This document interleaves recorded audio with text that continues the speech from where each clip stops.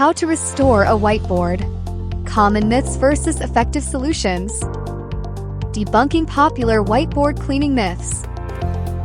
The internet is full of websites that offer suggestions on how to restore whiteboards to their original look.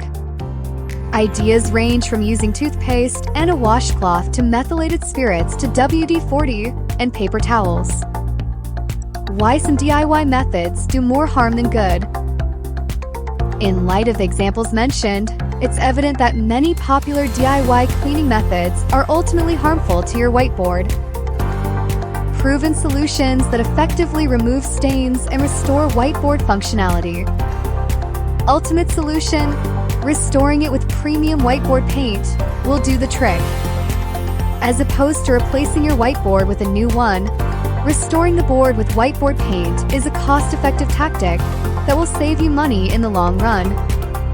Whiteboard paint will give your board a fresh, new appearance that will inspire creativity and greater communication in you and others. Call us at 800-936-2159 and speak with a friendly coding specialist. Or visit us at www.remarkablecoding.com